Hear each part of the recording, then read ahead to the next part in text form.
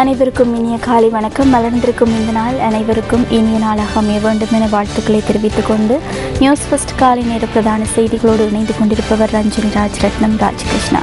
நமது விரிவான செய்திகளுக்கு செல்லும் முன்னர் முதலில் இன்றைய தலைப்புச் செய்திகள்.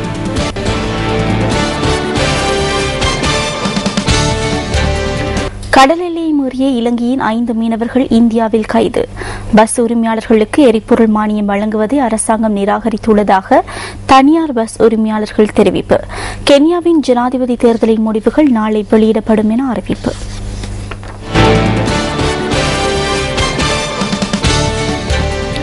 முதலில் தலைப்புச் செய்திகள். தென்னிந்தியாவில் வாழ்கின்ற இலங்கையர்களுக்கு இந்திய போலீசார் அதிகபட்ச பாதுகாப்பு வழங்கியுள்ளதாக சென்னையில் உள்ள இலங்கைக்கான பதில் பிரதி உயர்ஸ்தானிகர் அமீர் அஜ்வாத் தெரிவிக்கின்றார்.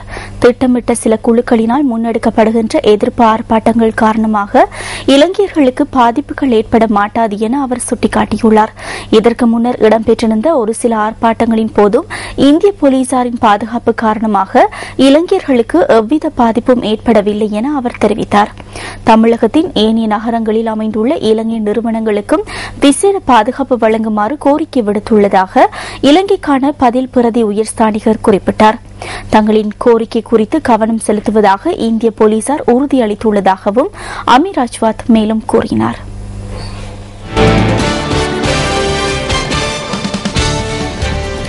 கடல் எல்லையை மீறிய இலங்கையின் 5 மீனவர்கள் இந்தியாவில் கைது செய்யப்பட்டுள்ளனர்.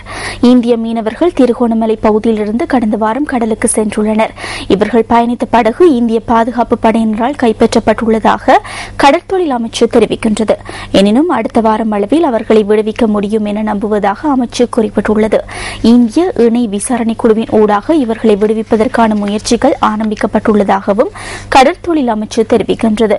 தற்போது இந்தியாவில் இந்த 5 மீனவர்கள் மாத்திரமே தடுத்து வைக்கப்பட்டுள்ளதாக அமைச்சு மேலும் குறிப்பிட்டுள்ளது.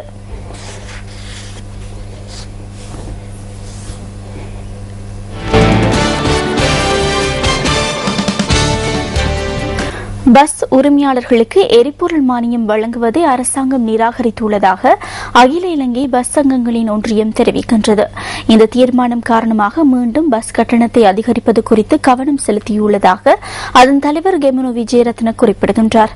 எனினும் அது தொடர்பில் இதுவரை இறுதி தீர்மானத்திற்கு வரவில்லை என அவர் கூறினார்.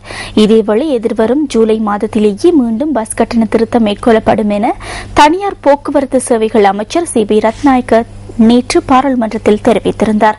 அமைச்சரின் இந்த கருத்தை அகில இலங்கை பஸ் சங்கங்களின் ஒன்றியம் வன்மையாக கண்டித்துள்ளது.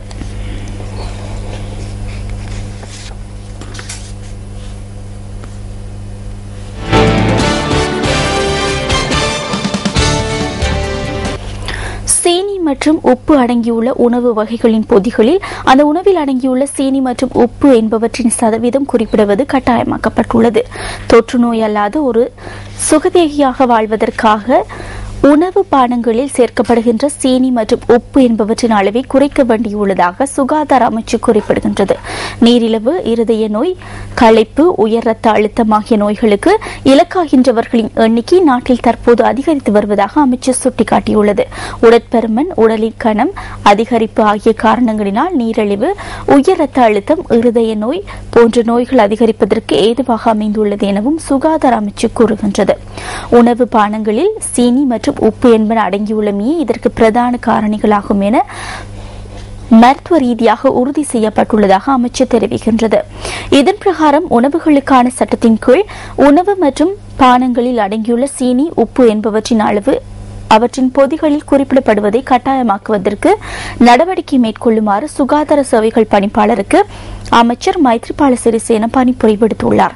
இந்த உத்தரவை மீறுகின்றவர்கள் தொடர்பில் சட்ட நடவடிக்கை மேற்கொள்ள முடியும் என்றும் சுகாதார அமைச்சு சுட்டிக்காட்டியுள்ளது.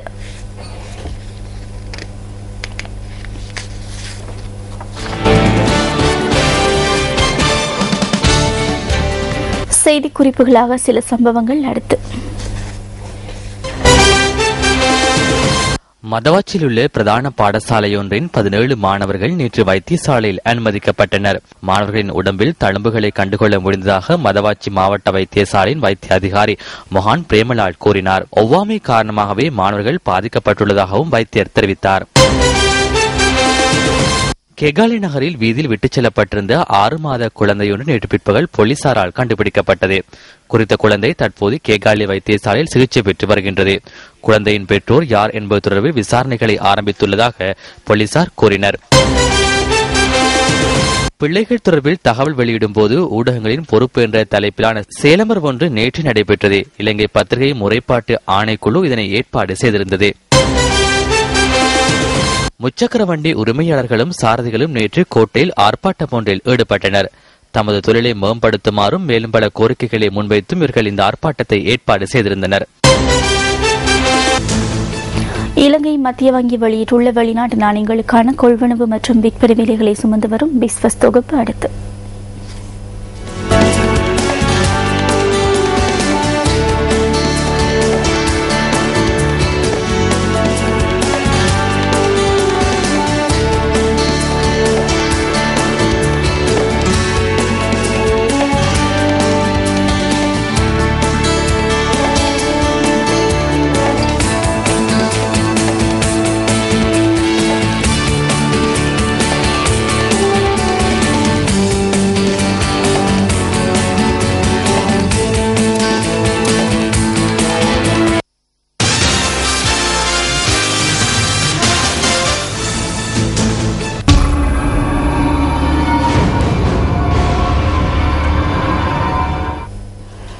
அன்னக்கொடியும் கொடி வீரனும் திரைப்படம் தொடர்பான பார்வை இன்றைய என்டர்டெயின்மெண்ட் ஃபெஸ்டில் காத்திருக்கின்றது.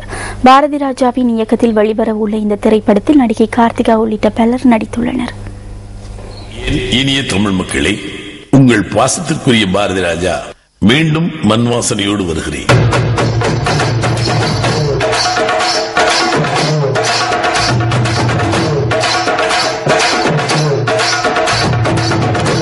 இன்றி கிடக்கும் கடிதங்களைப் போல ஆயிரமாய் இங்கும் அங்கும் கொட்டி கிடக்கின்றது எங்கள் கிராமத்து கதைகள். அவற்றில் ஒன்றுதான் என் அன்னக்கொடியும் கொடி வீரனும்.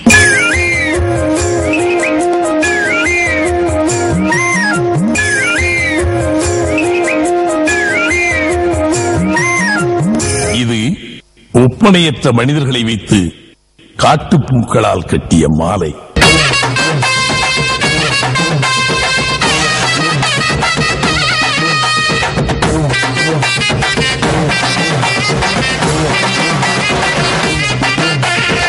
என் தொழிலான் தைத்த செருப்பு இங்கே தெய்வமாக்கப்பட்டிருக்கிறது.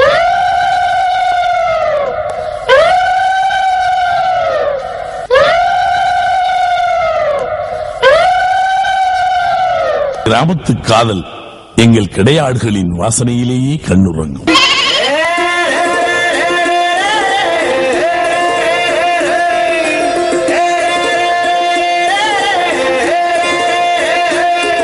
காதலுக்கு தேவை முழு நிலா அல்ல, மூக்குத்தி வெளிச்சம் போதும்.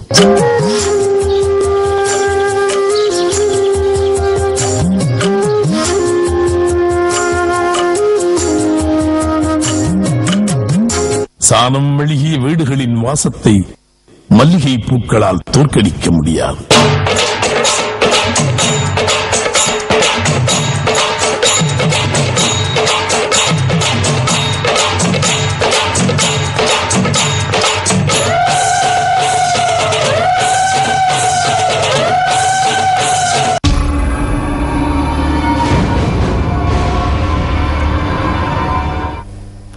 இலங்கையின் எழில் கொஞ்சம் பகுதிக்கு உங்களை அழைத்து செல்லும் டிஸ்கவர் ஸ்ரீலங்கா தொகுப்பு அடுத்து.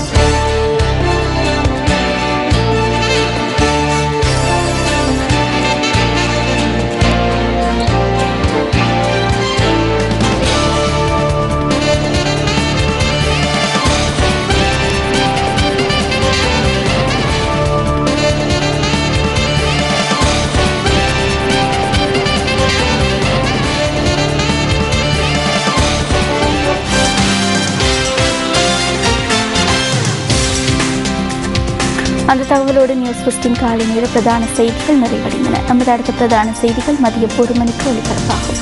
வணக்கம்.